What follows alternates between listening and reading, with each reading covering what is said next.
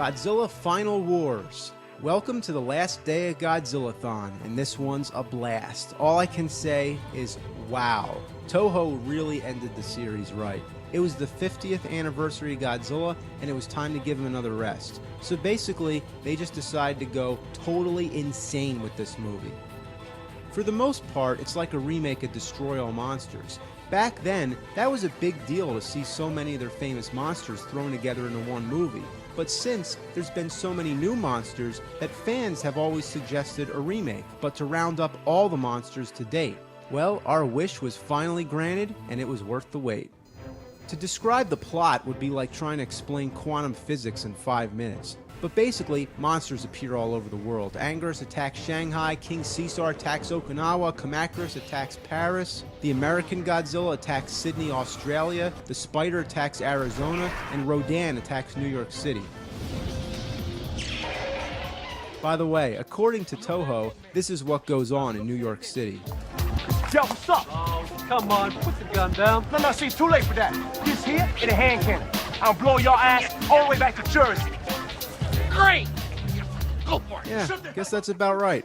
Also, Godzilla's son is discovered on Mount Fuji, but this never really amounts to much. It just sort of becomes a subplot. The smog monster also makes an appearance, but it's really brief. I still can't believe that they even include King Caesar. It seems they went out of their way to dig up any obscure villain from the Godzilla universe, but the only thing missing is Jet Jaguar.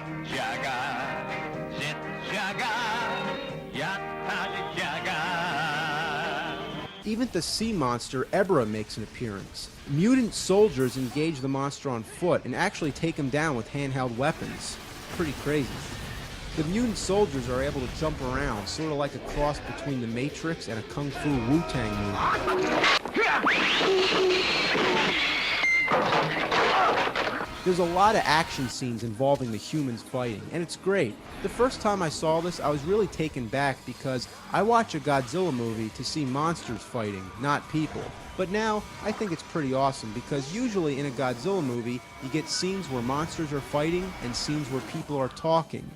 So, the trade-in is that instead, you get scenes with monsters fighting and scenes with people fighting. So, it's all fighting, you can't go wrong. Of course, there's aliens involved. They come down in a spaceship that looks like Epcot's giant golf ball. They basically turn all the monsters loose to destroy the world. Resistance is futile? Like in Star Trek? Resistance is futile. They bring out Gigan, probably one of the greatest of Godzilla's enemies, and he hasn't been seen since the first series. So, the humans free Godzilla from the ice to fight the monsters. So, Godzilla's going around blasting the fuck out of the other monsters, almost like the killer in a slasher flick. Just walking around nice and slow, butchering everybody in his path. Nobody even hurts Godzilla. He's fucking invincible. Just one by one, bam! Just taking them all out. American Godzilla, watch him go. Oh, murdered. Just fucking murdered. He just destroys everything. And that's what we fucking like. There's also a team led by this guy with a mustache who reminds me of Sergeant Slaughter from G.I. Joe. He's a tough motherfucker. The whole thing is just crazy. I can't even do it justice. There's a scene with a swarm of alien ships going to battle like Star Wars. A pilot has to fly to the center of the mothership and take down the shields.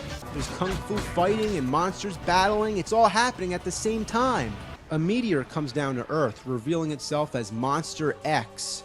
Yeah, the first new monster in a while. But maybe not. Anyway, the aliens repair Gigan, now with new weapons, and they send him to join the battle. But then Mothra shows up to help, and in the middle of all this, there's still all that kung fu shit going on. So Mothra gets killed, Gigan gets killed, and then it's just Godzilla against Monster X. But wait. Oh, here it comes.